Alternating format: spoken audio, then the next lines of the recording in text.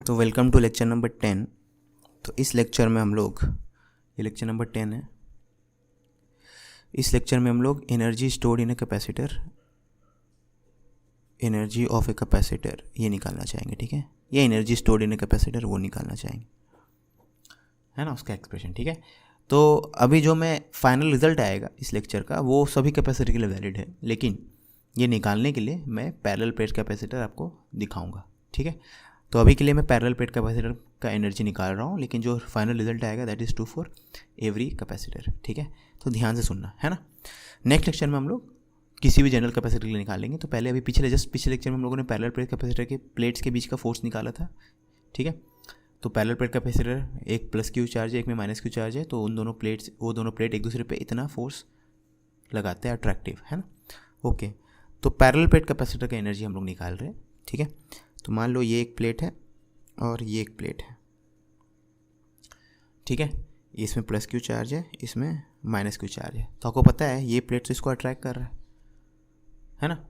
Okay, तो ये plate इसको अट्रैक्ट कर रहा है, कितने फोर्स से कर रहा है, क्यू स्क्वायर में 2a एप्सिलॉन नॉट, ठीक है। तो अगर इन प्लेट्स को, इस प्लेट को अगर मान लो आप इन्फिनिटी पे रखते और इन्फिनिटी से यहाँ तक आए गए, एक सेकंड के लिए मान लेते, तब तो ये फोर्स का वर्क डन आप निकालोगे तो इन्फिनाइट हो जाएगा, ठीक है ना। कि Q square by 2 epsilon not की वैल्यू तो हमेशा वही रहने वाली है, डिस्टेंस पे तो डिपेंड नहीं कर रही चीज़। तो ये प्लेट कितना भी दूर हो जाए फोर्स तो हमेशा इसमें वो रहने वाला है, ठीक है। तो हम लोग एक दूसरे तरीके से इस प्रॉब्लम को सॉल्व करेंगे। अब दूसरे तरीके से सॉल्व करेंगे इसका मतलब ये नहीं कि हम लोग फंस गए, हम लोग फंसे नहीं हैं। आप वापस से याद रखो, वापस से याद करो, जब इलेक्ट्रोस्टैटिक्स में पढ़े थे तो हम लोग क्या पढ़े थे, किसी भी सिस्टम को स्क्रैच से बिल्ड करने में जितना एक्सटर्नल वर्क की ज़रूरत पड़ता है, ठीक है, उसको हम लोग बोलते हैं potential energy of the system, ठीक है। तो स्क्रैच से तो नहीं, स्क्रैच से दिख रहा है आपको नहीं, इसमें प्लस क्यू और माइनस क्यू चार्ज है। तो इन चार्जेस को असेंबल करने में फ्रॉम स्क्रैच, यानी पहले कोई भी चार्जेस नहीं है, फिर यहाँ पे प्लस क्यू आ गया, इस प्लेट में प्लस क्यू आ गया, इस प्लेट में माइनस क्यू आ गया, ठीक है। तो आपको क्या करना है, तो ये इनिशियल स्टेट है, दोनों में कितना कितना चार्ज है, 0 0, है ना। ये इनिशियल स्टेट है और ये फाइनल स्टेट है। तो आपको ये पता करना होगा यहाँ से यहाँ, ठीक है। ऑफकोर्स प्लेट्स के बीच का सेपरेशन वही रहेगा, मैं अलग अलग दिख रहा है। यहाँ से यहाँ के बीच में, इस स्टेट से स्टेट के बीच में आपको कितना वर्क करना पड़ेगा। बेसिकली यहाँ पे कोई भी चार्जेस नहीं है, चार्जेस असेंबल करने में, यानी इस प्लेट पे प्लस क्यू और इस प्लेट पे माइनस क्यू देने में, रखने में कितना वर्क करना पड़ेगा, ठीक है। समझ में आई बात। तो हम लोग क्या करेंगे, यहाँ से यहाँ पहुँचने के लिए, अभी तो बहुत बड़ा चेंज है, इस प्लेट में 0 चार्ज है, यहाँ पे सीधा प्लस क्यू चार्ज है, तो बहुत बड़ा चेंज है। हम लोग क्या करेंगे, पहले छोटे छोटे चेंजेस देखेंगे, ठीक है। तो मान लेते हैं कि किसी टाइम पे इसमें स्मॉल क्यू चार्ज है, इसमें माइनस स्मॉल क्यू चार्ज है, ठीक है। और यहाँ से मैं बहुत ही छोटा चेंज देखूँगा, क्योंकि यहाँ से यहाँ बहुत बड़ा चेंज है। आप हमेशा छोटे चेंज के लिए देखो, ठीक है। छोटे चेंज के आप वर्क डन निकाल लो तो फिर बड़े चेंज का आ जाएगा। तो यहाँ से यहाँ में बहुत ही छोटा चेंज है। तो यहाँ पे कैपेसिटर के प्लेट में क्या क्या चार्ज है, क्यू और माइनस क्यू। तो यहाँ पे चार्ज है क्यू प्लस डी क्यू, वैसे यहाँ पे क्यू माइनस डी क्यू, ठीक है। समझ में आ रही बात। तो आप बस इसको देखो, ठीक है, बाकी को भूल जाओ। ये तो बहुत बड़ा चेंज है, आप खाली छोटे चेंज को देखो। प्लेट में plus Q plus small Q minus small Q, और ये हमें प्लस, तो क्यू से क्यू प्लस डी क्यू हो गया। तो यहाँ क्यू था ऑलरेडी, इस प्लेट पे अब कितना हो गया, क्यू प्लस डी क्यू। तो D Q amount of charge नया आया है ना, जो कि बहुत छोटा अमाउंट है। वैसे इसमें माइनस डी क्यू है, तो माइनस डी क्यू और माइनस क्यू, ठीक है। ओके, सो बस इतने छोटे चेंज के लिए, इतने छोटे चेंज के लिए जो वर्क डन होगा वो निकाल देंगे हम, ऑल राइट, ठीक है। इतने छोटे चेंज के लिए जो वर्क डन होगा वो निकालेंगे, है ना। तो आपको ये पता है, मैंने इलेक्ट्रोस्टैट में बताया था कि work done by external agent, ठीक है, जो भी वो एक्सटर्नल एजेंट वर्क करेगा that is stored as potential energy of the system, है ना। तो work done by external agent that will increase the potential. तो small work done by external agent potential को स्मॉल अमाउंट से बढ़ाएगा, ठीक है। और डी यू की वैल्यू हमेशा होती है amount of charge been transferred. तो इस केस में यहाँ पे कितना चार्ज ट्रांसफ़र हुआ है, तो अगर आप ध्यान से सोचो तो इस प्लेट पर अगर क्यू चार्ज है और क्यू से डी क्यू मिल गया है, तो पहले इसमें क्यू था इस प्लेट पे, अब इस सेम प्लेट में क्यू प्लस डी क्यू है, तो कितना चार्ज इसको मिला है, डी क्यू मिला है। और इस प्लेट में पहले जितना था अब उससे डी क्यू घट गया है। तो बेसिकली क्या मैं बोल सकता हूँ, ये वाला जो पूरा इफेक्ट है, इस पूरे इफेक्ट को मैं यहाँ पर ड्रॉ करूँ तो इसमें Q है, इसमें माइनस Q है, और बेसिकली यहाँ से यहाँ dq amount of charge transfer हुआ है, ठीक है, क्योंकि यहाँ से अगर dq ट्रांसफ़र होगा तो इसमें Q प्लस dq हो जाएगा और इसमें जो भी चार्ज था उसमें माइनस dq हो जाएगा, क्योंकि चार्ज यहाँ से यहाँ गया तो इसका घट जाएगा, इसका बढ़ जाएगा। तो इसमें जो भी चार्ज है अभी लेफ्ट वाले प्लेट में उसमें dq और ऐड होने वाला है, तो ऑलरेडी Q था, dq ऐड हो जाएगा तो Q प्लस dq हो गया। और राइट वाले प्लेट में जो भी चार्ज होगा उसमें dq सब्ट्रैक्ट होने वाला है, राइट वाले प्लेट में माइनस dq है तो dq सब्ट्रैक्ट करेंगे तो माइनस q माइनस dq हो जाएगा, माइनस q माइनस dq, ठीक है। तो बेसिकली चार्ज यहाँ से यहाँ ट्रांसफ़र हुआ है ना। तो du हमेशा होता है amount of charge been transferred into potential difference through which it has been transferred, ठीक है, amount of charge which has been transferred into potential difference through which it has been transferred, ठीक है। तो potential difference, तो ये dq charge पहले यहाँ पे था, नेगेटिव प्लेट में था, अभी पॉजिटिव प्लेट में है ना। तो पॉजिटिव प्लेट का पोटेंशियल माइनस नेगेटिव प्लेट का पोटेंशियल, ठीक है। तो हमेशा du की value amount of charge which has been transferred into potential difference through which it has been transferred, यानी वो चार्ज फाइनली इस प्लेट पे है तो इस प्लेट का पोटेंशियल माइनस इनिशियली जिस प्लेट पे था उस प्लेट का पोटेंशियल, तो पॉजिटिव प्लेट का पोटेंशियल माइनस नेगेटिव प्लेट का पोटेंशियल, ठीक है। अब dq की वैल्यू लिखते हैं हम लोग, है ना, सॉरी dq को तो dq रखना है, सॉरी, ये पोटेंशियल डिफरेंस की वैल्यू लिखते हैं। अब कैपेसिटर का अगर कैपेसिटेंस c है, ठीक है, तो प्लेट्स के बीच का पोटेंशियल डिफरेंस क्या हो जाएगा, q/c, है ना, ये तो डेफिनेशन ही है ना। तो ये इतना आ गया, work done by external agent कितना हो गया, dq इंटू q/c, है ना, स्मॉल वर्क डन है तो टोटल वर्क डन, या du के बदले इसको du बोल सकते हो, तो du का वैल्यू इतना है, ठीक है। अब टोटल पोटेंशियल एनर्जी आपको निकालना है तो du का इंटीग्रेशन करना होगा, तो q dq/c का इंटीग्रेशन करना होगा, है ना। ओके, तो यहाँ पे इनिशियली चार्ज कितना है, q क्या बता रहा है, q आपको बता रहा है charge on the positive plate, तो initially charge on the positive plate क्या है, 0, क्योंकि आपको स्क्रैच से बिल्ड करना रहता है ना, कुछ भी नहीं है शुरू में, कहीं भी चार्जेस नहीं है ना, और 0 से कहाँ तक जाना है आपको, फाइनली q तक जाना है, ठीक है। अगर नहीं दिख रहा तो 0 से q तक, है ना, तो स्मॉल q की वैल्यू हमको 0 से q तक वेरी कराना है, तो ये q²/2c हो जाएगा, ठीक है। तो potential energy of a capacitor q²/2c आया, ठीक है। ओके, अब यहाँ पे जो पोटेंशियल एनर्जी का वैल्यू आपको मिला है q²/2c, इसी वैल्यू को हम लोग, इसी एक्सप्रेशन को दूसरे टर्म्स में लिख सकते हैं। q की वैल्यू आप क्या लिख सकते हो, q को आप cv लिख सकते हो, तो q को अगर आप cv लिखोगे तो हो जाएगा ½ cv², ठीक है। तो ये भी एक एक्सप्रेशन है पोटेंशियल एनर्जी का, तो ये हम लोग यूज़ करेंगे और ये यूज़ करेंगे मोस्टली, ठीक है। एक ½ इंटू q इंटू वी रहता है, वो ज़्यादा यूज़ नहीं करते हम लोग, ज़रूरत भी नहीं है, इन दोनों से अपना सब काम हो जाए, ठीक है। अब बोलोगे सर आप स्टार्ट तो किए थे पैरेलल प्लेट से, मैं पैरेलल प्लेट के लिए तो प्रूफ किया, लेकिन जो मैं रिजल्ट यहाँ लिखा हूँ, ये जो तरीका मैंने यूज़ किया है, ये तो उसकी सभी प्लेट्स के लिए वैलिड है ना, ठीक है। अब बोलोगे सर पैरेलल प्लेट के लिए कोई डायरेक्ट फार्मूला नहीं है, डायरेक्ट तरीका नहीं है, हाँ डायरेक्ट तरीका भी है, ठीक है। उसके लिए क्या करो आप, उसके लिए आप ऐसे सोचो इस चीज़ को, ठीक है, याद रखना स्क्रैच से बिल्ड करना है हमें, है ना, तो आप ऐसे सोचो। सबसे पहले ये रियलाइज़ करना है आपको, जो मैंने यहाँ पे लिखा है ये किसी भी शेप के लिए वैलिड है, ये जो मैंने यहाँ पे फॉर्मूला लिखा है, डेरिवेशन लिखा है, ये किसी भी शेप के लिए वैलिड है, ठीक है। क्यों, चलो मैं आपको दिखाता हूँ।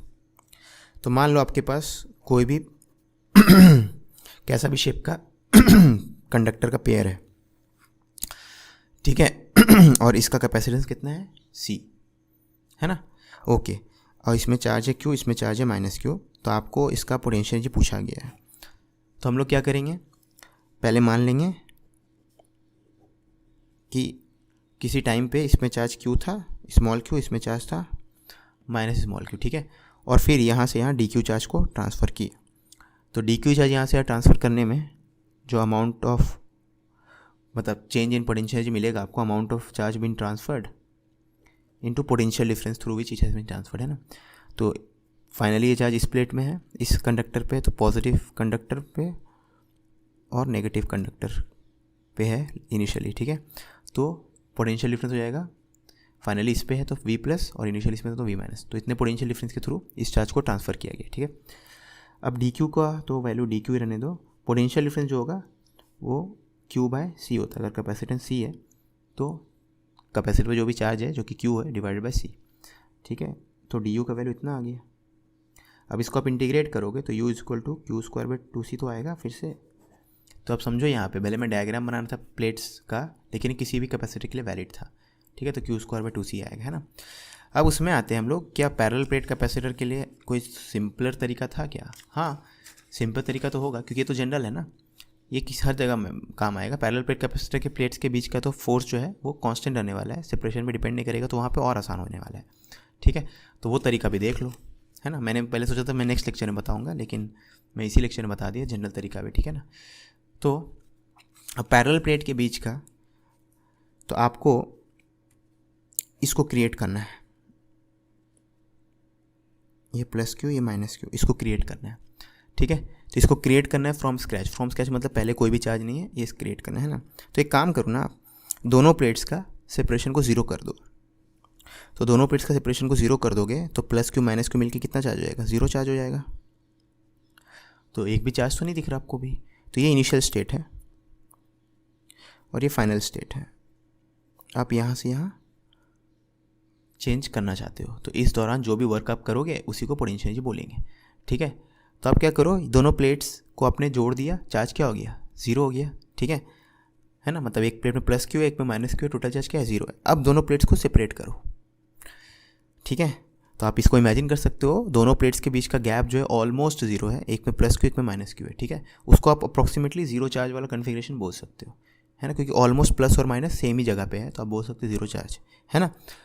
लेकिन अब दोनों प्लेट्स को अलग करो, या मान लो ज़ीरो ही चार्ज है, तो ज़ीरो चार्ज मतलब क्या, क्यू भी है और इसमें माइनस क्यू भी है, ठीक है। तो अब क्यू और माइनस क्यू वाले प्लेट्स को अलग करो, ठीक है। अब जैसे आप अलग करना स्टार्ट करोगे, है ना, तो मान लेते हैं फाइनल स्टेट में इनके बीच का सेपरेशन कितना है?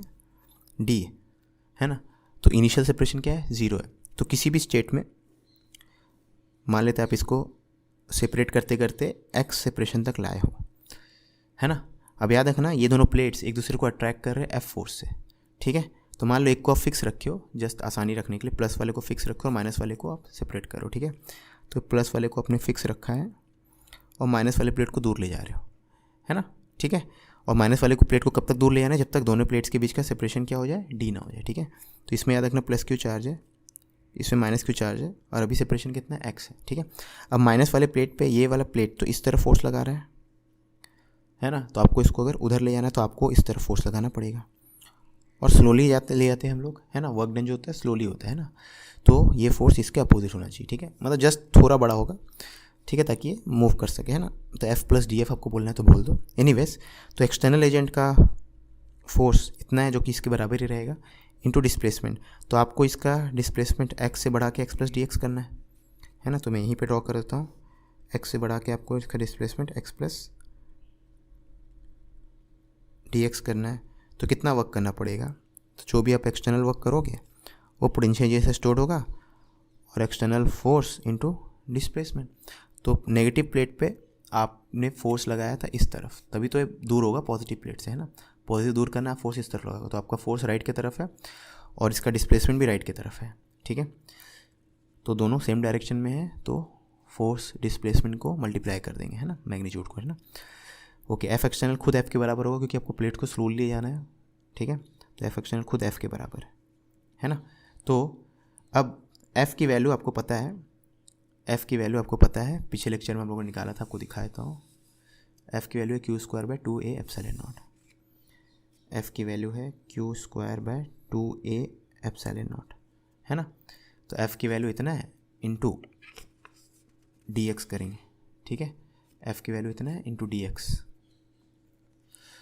तो ये डी यू है, और यू निकालने के लिए इसको इंटीग्रेट करेंगे। लेकिन क्यू स्क्वायर बाय 2 एप्सिलॉन तो कांस्टेंट है, तो Q square bye 2a epsilon not, और डी एक्स का इंटीग्रेशन, एक्स की वैल्यू पहले ज़ीरो थी क्योंकि इनिशियल सेपरेशन क्या था? ज़ीरो था। यहाँ पे एक्स की वैल्यू क्या है?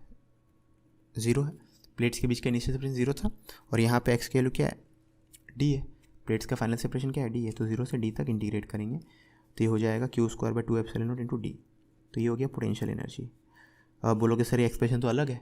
ये अलग नहीं है, हम लोग पहले जो निकाले थे सी के टर्म्स में निकाले थे, अब इसको सी के टर्म्स में कर दो ना, ठीक है ना। यहाँ जैसे क्यू स्क्वायर बाय 2 से, तो क्यू स्क्वायर को क्यू स्क्वायर रहने दो, ये वाला चीज़ जो चाहिए epsilon naught A by D, parallel plate capacitor capacitance तो ये होता है ना।